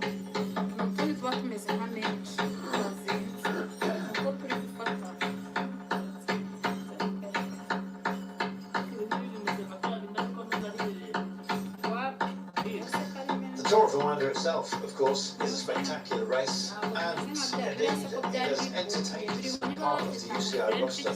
It was the success of this race and others like it on the African continent that has, of course, made the UCI ponder the likelihood and indeed the effectiveness of bringing the World Championships to this great continent. We are here, and it couldn't have happened without the Tour of Rwanda. The cycling festival every single year. Now they, of course, have the right to host the World Championships. They've done it brilliantly. Minute 52 is our break. We are still playing with our circuit, and we are going to do so for quite a few more laps. And it goes on. Serbia, the latest to declare here, I'm afraid, and it's Onyan Ilic riding on his own, so very much a diminished roster. Now it's not with just the solitary rider. Quite a few riders here, they don't have teammates. It doesn't mean that it's not going to go your way, but it's highly unlikely, because you get this kind of service. This is Primozic, who is like bottles. He doesn't need that many bottles. He needs to put one down his neck. Water carrier. Especially when the days get a little bit hot and we start to see some high cloud. The shadows have disappeared. There is a chance today of thunderstorms, but that doesn't mean that it takes away from the heat. We're in the centre of the African continent, in this landlocked nation at altitude. And we're talking about 26 Celsius as a maximum, but heavy humidity, and with the chance of thunderstorms. The calm before the storm, you might say, as you look around here at the vegetation, whether that be the palms, indeed the hedges, or indeed the cacti, the aloe vera. Yes. They're not moving at all. And as it stands, our pace today is a modest one. We're just underneath 42 kilometres per hour. This will get a little bit quicker. I've got a feeling that we won't see the full-on pace until we get possibly to the foot of Mount Kigali. We play with the rib, the Côte de Kigali, constantly within, of course, our small circuit here, but we do go on a longer loop. The definition of this longer loop, Brian, it's very, very tough, and I suspect that that's really where the first huge slice of attrition is going to be taken out of the main favourites today. We may lose a few at that point. We may lose a few. It depends whether they race it or not. It's the highest point, of course, the climb itself. 5.9 kilometres in length, 6.9 on average. So it's whether they want to play. I'm not too sure. You know, watching the World Championships last year in Zurich. I mean, well, we have to see. It's my second elite World Championship, and yeah, I'm really looking forward to it. It's a very hard course, and I think it suits me quite well. So yeah, I hope I have the legs to be here in the final. Because you've been showing very impressive things these last few weeks. You have the shape. Yeah, I think so. I think from the World I carried it here, and I hope it shows. You like the course? It is a really nice course, and I think, you know, the climb, the only the lead do, which is the Mount Kigali, is going to be decisive. So yeah, I hope. Yeah, I think the race is going to explode, and I hope I can be there at the front. Well, he thinks it will be on Mount Kigali. Let's wait and see. It depends entirely on the complexion of the race, how it's been raced until that point. But it is potentially an axis upon which this race may pivot. Looking at the clouds, Brian, some of them look extraordinarily threatening. When we get to the high ground of the mountain itself, as opposed to the the little bosses that we're dealing with as part of the short circuit, if we do get a thunderstorm, it depends on how heavy that is and how long it lasts, but it will really be surely something of a shock on such a long day. 100%, and especially on the cobbles and traction and all that. But you got to remember the Kigali, the Mount Kigali is about 100 kilometres from the finishing line. Last year, Pogacar went with just under 80 kilometres to go to the finish, and it looked at some point he was paying for those efforts. Still managed to kind of hang on. I really don't think we're going to see that today. It's such a hard course this here in Kigali that I think it could be a little bit kind of later. So yeah, they're kind of half expecting it. I'd still be very surprised if we saw Pogacar and some of the favourites really go for it. But then again, you know, I was surprised by some of the riders that were up there earlier on. Del Toro was following moves, you know, earlier on today at the start. So I think 100 kilometres in this sort of course is still going to be very, very difficult. And I think what Pogacar will do is definitely use his team. I still believe this will be a little bit kind of later, the development of the race, rather than last year when he went from just under 80 kilometres to go his first attempt. Well, it's all about Pogacar, of course. Roglic, he might come into play. I'm not quite sure what the national management is going to be like. Roglic would love to be world champion, of course. Race too difficult for Matej Mohoric, I would have thought. Great classics man. Luka Mezgec as well. Having a classics mentality is something, but of course translating that to such a long day, it's a very, very long day. Brian, are you of the opinion that this is one of the toughest World Championships that we have ever seen? I can remember when I was growing up, the World Championships were in Solange and Bernardino just ground everybody to a pulp. I can remember watching that because the commissary car behind was Scottish, Arthur Campbell, and of course in that breakaway was myself and Robert Miller. So I was a young lad at the time watching that, and that was just an incredible course. Very few riders finished that year, and but looking at this course today, and we heard from Alaphilippe thinking there'd be very few riders left. It's just going to be terrible, he said. So I think it will be really attritional today, and yeah, I agree that's one of the hardest ever courses that we've had for World Championships. Brian, there is a sense as well that on occasion riders can ride themselves, I think I alluded to it earlier on, they can ride themselves into form on the day itself, especially on this kind of distance. Greg LeMond, notably, when he won for the second time, beat Sean Kelly in the Worlds, he described being absolutely empty and was declaring himself, and he was encouraged to stay with the race by Sean Kelly himself, and he goes on and beats Sean Kelly in a sprint. To, of course, the great detriment of Sean, he never quite forgot it. And neither did I never forgot the anecdote, that's alone the action. But can you find yourself, even if you are struggling just a little bit, I'm trying to give myself some encouragement for Tom Pitcock, who's not looked great at the beginning here today. It looks uncomfortable. Can he find himself? I'm not asking you, will he? I'm saying, is it possible? Yeah, look, you have to have the form coming in here, so it's not a form guide, it's a feeling guide. So one of these situations where it's a long day. Everybody here's got good form, otherwise they wouldn't be here. So I think it's just a case of some reason. Many of the races that I used to do, I used to prefer to feel not so good at the start. Because if you're not so good at the start, you think more about how you can conserve energy more than anything else, and you don't waste energy. The worst thing is when you do feel good, you waste energy, and it's about saving today. This is the Kigali Genocide Memorial, just located not that far from the centre of Rwanda's capital city. And it is, of course, in commemoration of the 1994 genocide against the Tutsi. It came 10 years after that terrible time. And a reminder, really, of how dark the world can be. It doesn't matter where you are on this planet, and how, like Rwanda, you can indeed recognise it, acknowledge it, but also move on and indeed form something rather wonderful, which is Rwanda itself and Kigali. They have brought us this phenomenal festival.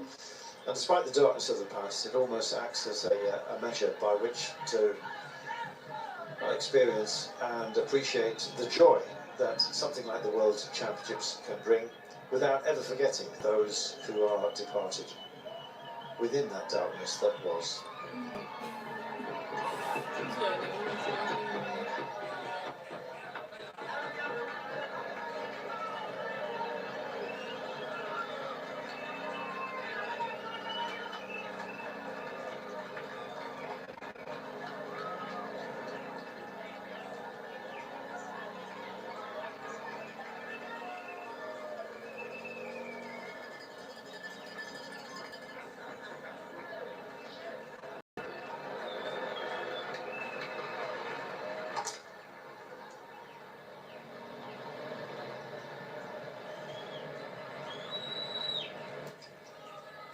We got ourselves a breakaway. It is, of course, the World Championships, the men's elite road race, here in Africa for the very first time. I've got a feeling we'll be coming back, which is something wonderful, and a lot of cycling being spread around the planet. Right now, not much love being lost between these guys. 7 up the road. Raul Garcia Perna did make it over for Spain, and the teams represented up front have got some principles that might have a shout later on. Denmark, Anders Foldager has made the trip. I'll be thinking about Matej Helmoser. Great Ardennes rider, might suit him today. Julie Bernal is up the road for France. They will be hoping to slingshot someone like Pavel Sivakov, possibly Paul Seychelles, but they've lost Alaphilippe and Louis Barret, but they do have Bernard up front. Manuel Wissing for the Netherlands. Short-handed team by some of their own standings of the past, but they have Timon Arensman, and they also have Volker Mollema. Ghana's John Britton, I'm afraid, no longer part of proceedings, but he's no shame in that. Unfortunately, we have lost quite a few more of that in the moment. Back to our breakaway. Raul Garcia has made it up to the front for Spain. Spain, unfortunately, now without Marc Soler, leaving Juan Ayuso slightly hobbled, I would say, majorly hobbled, I guess, without Marc Soler.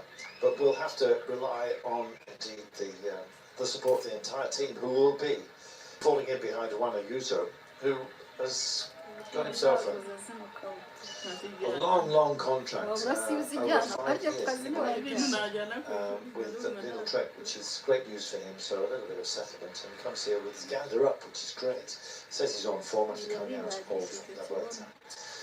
Ivo Oliveira started the move for Portugal. He, I would say, is one of the favourites within that group. They've got Thiago Antunes, they've got Julião, and they also have Morgado. Strong team, Portugal, but a quarter of their number are up the road. Different rosters, different amount of personnel. Fabio Christian has made the trip for Switzerland. His namesake Jan Christian is also in the team, so is Mara Smith and Mark Hershey. Any of those could be surprises today. And we've seen that surprises can win prizes.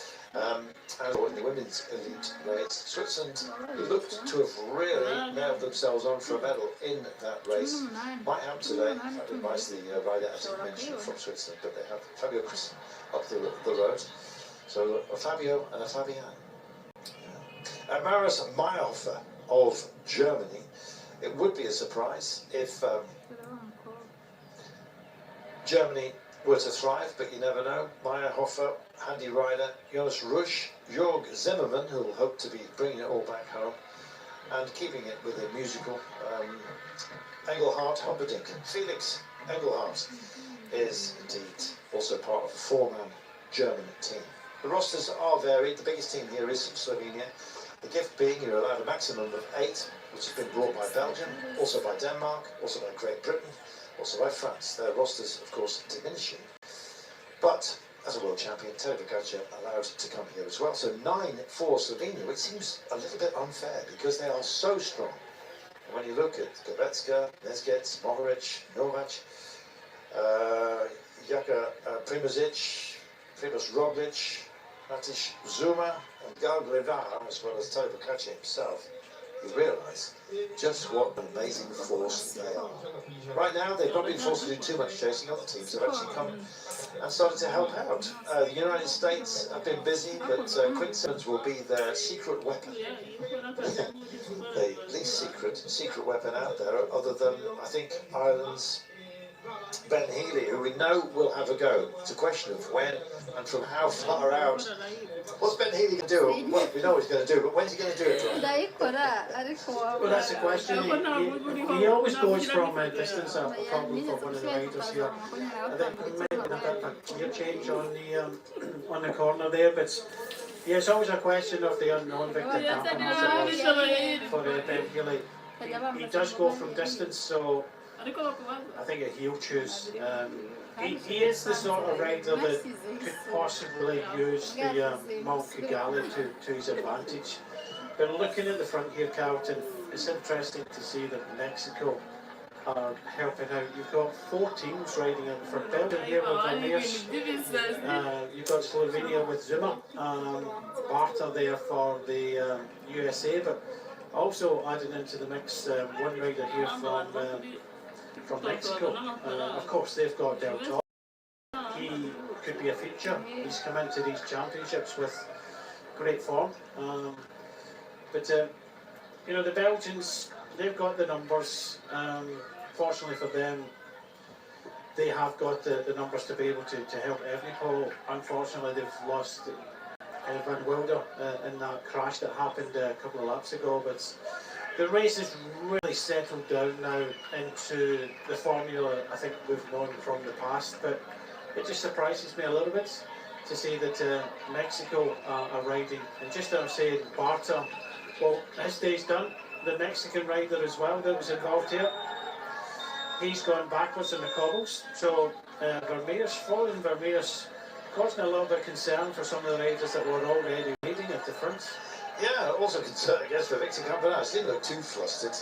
Just he checked a chain, made sure it was back where it needed to be. It was in the wrong gear, lifted up the saddle, spun the back wheel. Looked really kind of just a bit irked by it, rather than troubled too deeply. Lots of Australians peppered throughout the line here, and Campenas is making his way back in. Not too much fear by the pace that we've got. For the time being, we're averaging just over 41.5 kilometres per hour for the day so far. Just over 42, I should say. Just updated my screen. Still got none too small matter of what, 3 3/4 laps, 4 laps to complete. In fact, before we actually go down and then head out of town. So 4 laps time, Brian. Suddenly things are going to get very, very uncomfortable. Well, they're uncomfortable for a lot of riders already. You know, Barter that was already riding at the front for the USA, he's gone backwards. You can see that Florian Vermeers is putting a little bit of pressure on, even though that Campenaerts is in the cars trying to come back to the race. But a few of the riders, even Zuma for Slovenia, starting to get distances. Kubera is at the front for Slovenia now with Julian Vermeers. So Zuma is gone, Barta's gone, the Mexican rider is gone. So the pace is pretty decent on this Kobe Klein this time. European mountain bike champion, Tom Midcock, and more than that. So the biggest success of his career was actually third place in the Vuelta, proving to himself, apart from anything else, he's got the endurance to take on a Grand Tour. There's Evan Paul just coming through here with his golden helmet, Del Toro not that far away, and indeed Tadej Pogacar himself